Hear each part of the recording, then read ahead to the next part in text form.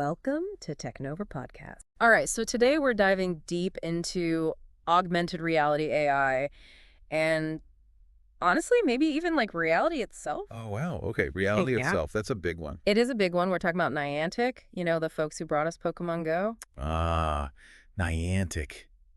Yeah, they're not just sticking to games anymore, though, are they? That's what's so interesting, right? And that's why we're here. We're going to be dissecting a blog post straight from Niantic Labs. I love a good blog post section. Me too. And let me tell you this one, it's a bit of a bombshell. Okay, I'm intrigued. Lay it on me. They're splitting into two completely separate companies. Whoa, hold on. Splitting up like completely different companies. Yeah, two completely separate entities, which is why this deep dive is going to be so interesting. Yeah, the company that's basically, synonymous with AR gaming is branching out. Branching out is an understatement. So what's the game plan here? Well, that is the million-dollar question, isn't it? It is, and that's where we're going to try and answer it.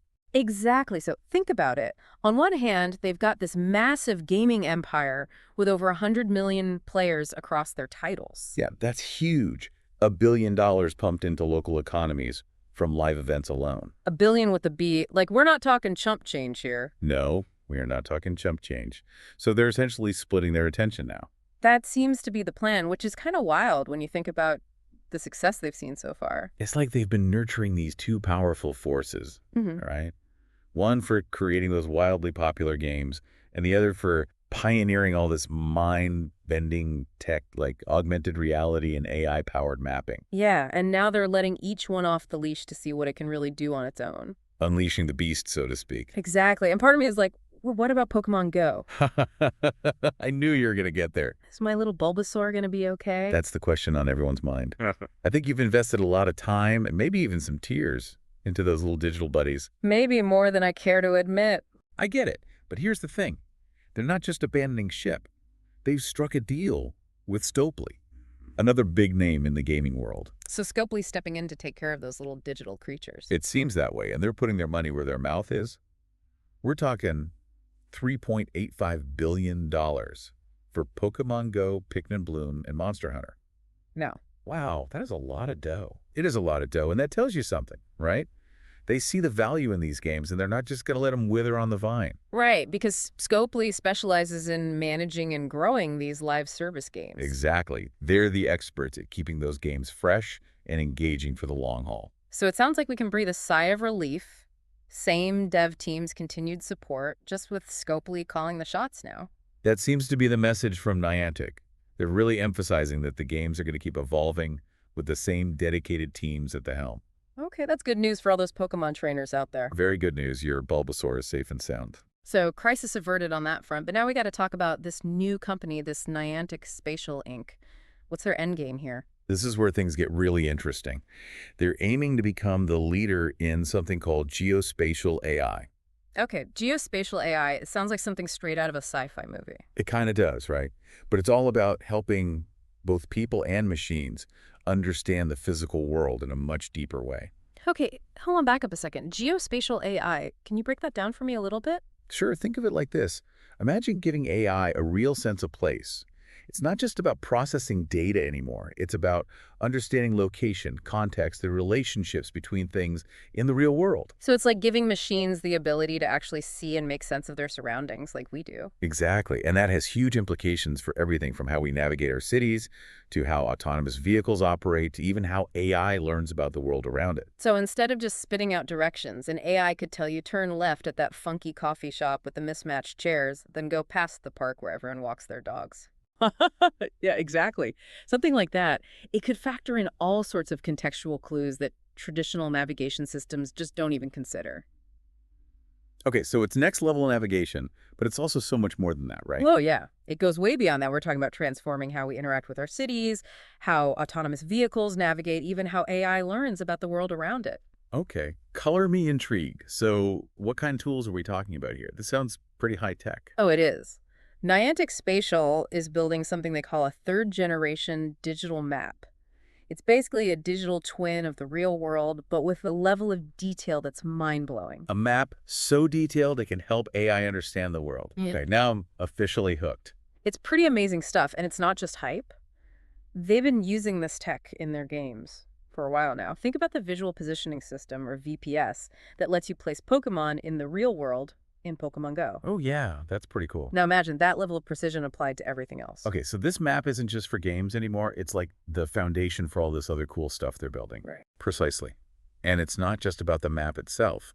It's about how they're using it to train their AI models. Ah, so that's where this whole large geospatial model comes in, right? Go. That's the brain behind the operation. It's an AI-powered world model that's being fed by a massive database. We're talking 30 billion images. 30 billion with a B again. With a B, this is how they're giving AI a true understanding of location and context. So we're not talking about AI that can just point to a spot on a map. It's about understanding the meaning of that place, what happens there, how it connects to other places. You're getting it. It's like taking those language models that power things like chatbots and giving them a real sense of place, a way to ground their knowledge in the physical world. Okay, so just to recap, Niantic splits. The games go to Scopely, and this new company, Niantic Spatial, dives headfirst into the world of geospatial AI. You got it. That's the big picture. But what about the games that Niantic is holding on to? Good question. They're keeping Ingress Prime and Peridot, both of which are heavily focused on augmented reality. Which makes sense, right? Those games are like real-world tested grounds for their cutting-edge spatial technology. Exactly. They're using their games to push the boundaries of what's possible with this tech. It's like a feedback loop of innovation. So they get to test and refine their technology in a fun and engaging environment, and then apply those lessons to other fields. It's a brilliant strategy, really. And it allows them to stay ahead of the curve in both gaming and geospatial AI. Okay, so we've covered a lot of ground here. Niantic is splitting games are in good hands, and this new company is all about geospatial AI. But what does it all actually mean for us? What's the big takeaway? That's the ultimate question, right? I think the key takeaway here is that Niantic isn't just making games anymore. They're building the future of how we interact with the world around us. And it sounds like that future is going to be pretty mind-blowing. It definitely has the potential to be. But before we get too carried away with the possibilities, let's take a moment to unpack the implications. This is powerful technology, and it's important to understand both the benefits and the challenges that come with it. Okay, so let's dive into that. We've talked about the cool stuff, navigation, city planning, even giving AI a sense of place. But what about the flip side? What are the things we need to be thinking about as this technology develops? Well, one of the biggest concerns is data privacy. This technology relies on collecting and analyzing vast amounts of information about the physical world. So basically our every move. In a way, yeah, and that raises all sorts of questions about who has access to that data, how it's being used, and what safeguards are in place to protect our privacy. Okay, so data privacy is a big one. What else? Well, there's also the potential for misuse. As with any powerful technology, there's always the risk that it could be used for harmful purposes. Like surveillance or even worse? Exactly. That's why it's so important to have open and transparent conversations about these issues and to develop ethical guidelines for the development and deployment of geospatial AI. So it's not just about the technology itself, it's about the social and ethical frameworks we build around it. Got it. We need to make sure that this technology is used for good and that the benefits are shared by everyone. All right, I'm starting to get a sense of the scale of what we're talking about here. This isn't just a tech trend, it's a potential societal shift. I think that's a good way to put it. This technology has the potential to change everything about how we live, work, and interact with the world around us. And that's both exciting and a little bit daunting. Definitely both. Let's take a quick breather to let this all sink in. When we come back, we'll delve into some real-world examples of how this technology is being used and explore the broader implications for the future. All right, so we've established that Niantic is making this huge leap, and geospatial AI is, the name of the game, but I'm still wrapping my head around what it actually looks like in practice. Yeah, that's the thing about truly disruptive tech. It's like, it's hard to fully grasp it until it's right there in front of you, but we can, at least try to connect the dots a little. Let's give it a shot. What are some real world examples of this tech already being used? Well, we touched on navigation, and the potential there is just massive. Like, imagine an app that not only gives you directions, but also understands the context of your surroundings. Okay, so instead of just saying turn left, it could say something like, take a left at the bakery with the amazing smell of fresh bread, then walk past the park with the giant oak tree. Exactly. It could even factor in things like crowd density or construction detours, or even suggest the shadiest route on a scorching hot day. Okay, that's next level navigation, I'm told.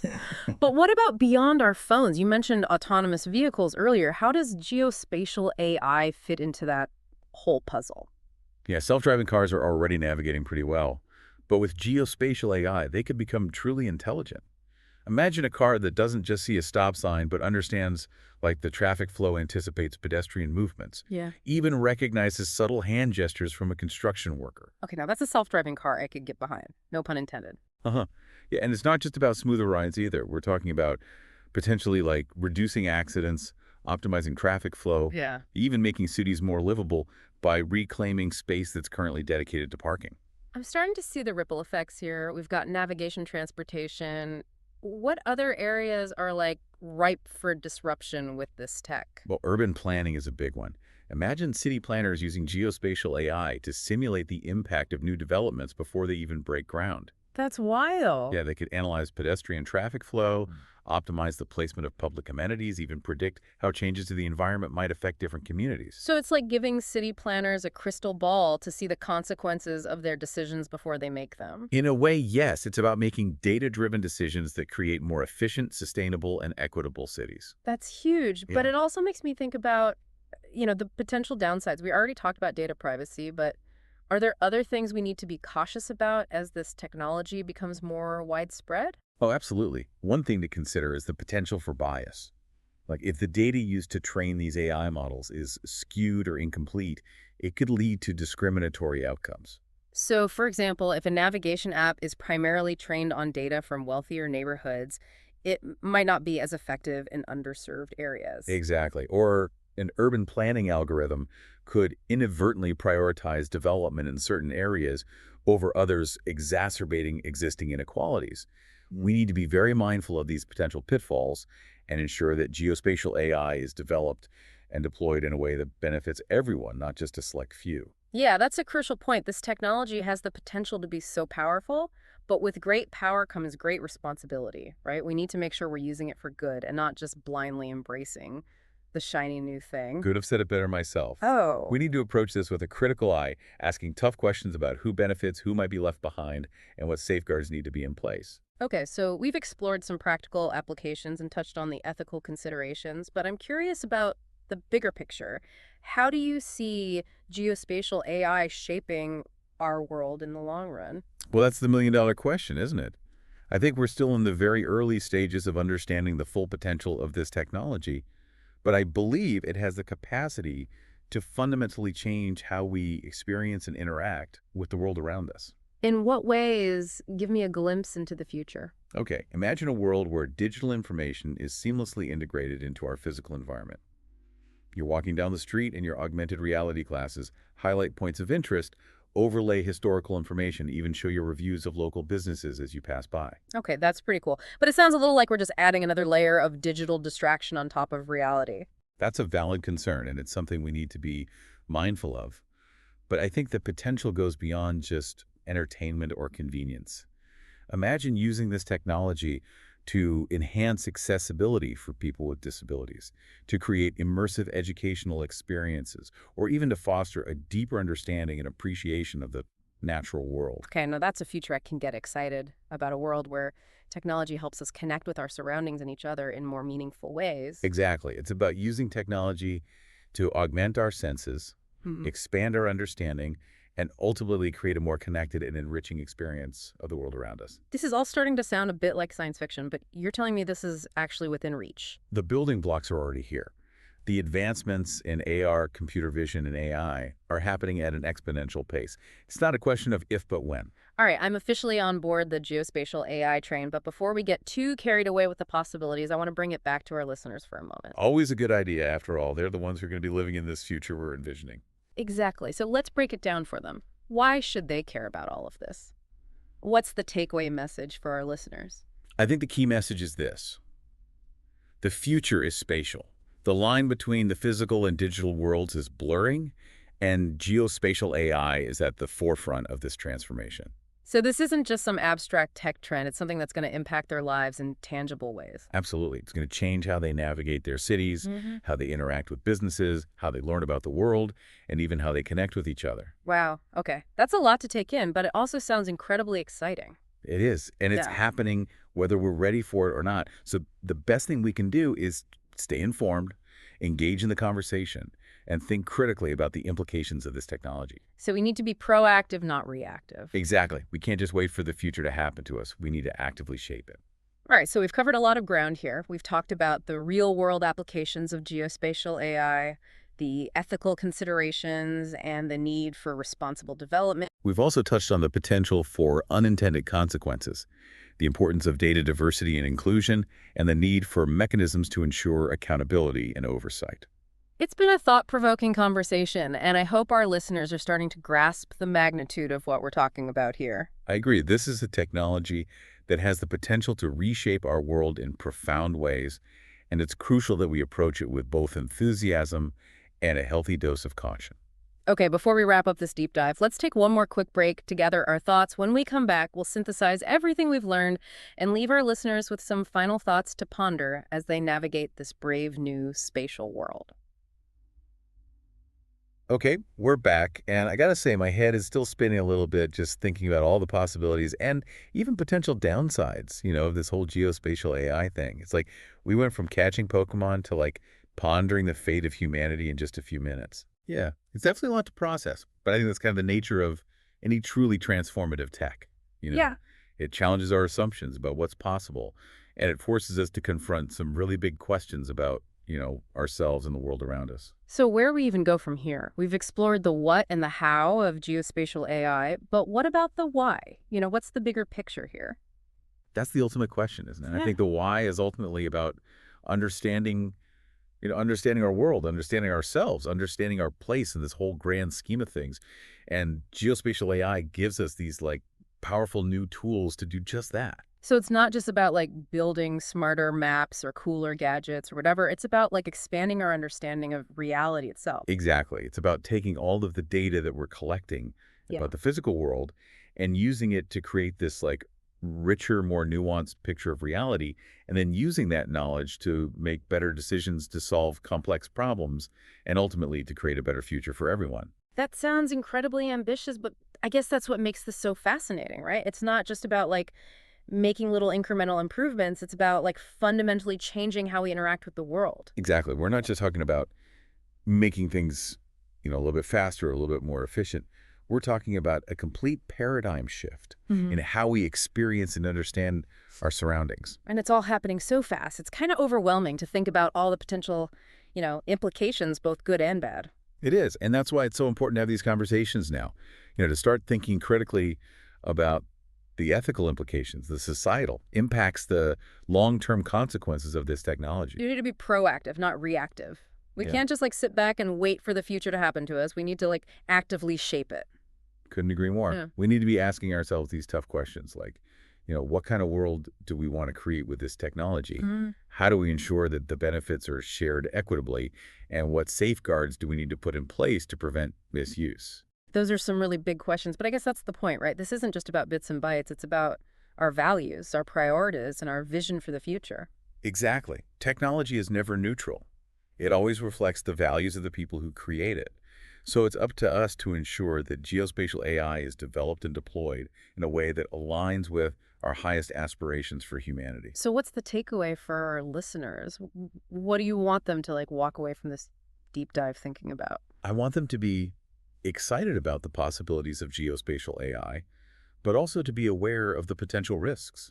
I want them to be engaged in the conversation, asking tough questions, and demanding responsible development and deployment of this technology. And most importantly, I want them to remember that the future is not predetermined. It's something we're creating together right here, right now.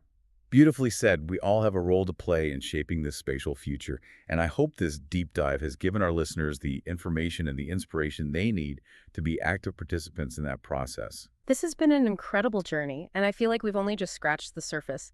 It's clear that geospatial AI is going to be a major force in shaping the world to come, and I, for one, am both excited and a little terrified to see what that future holds. I think that's a healthy perspective, to have a blend of optimism and caution. Hmm. We need to embrace the potential of this technology while also being mindful of its limitations and potential downsides. So to our listeners, we encourage you to keep exploring this topic, ask questions, challenge assumptions, and stay engaged in the conversation. The future is spatial, and it's up to all of us to shape it. Thanks for joining us on this deep dive into Niantic's next chapter and the mind-blowing world of geospatial AI.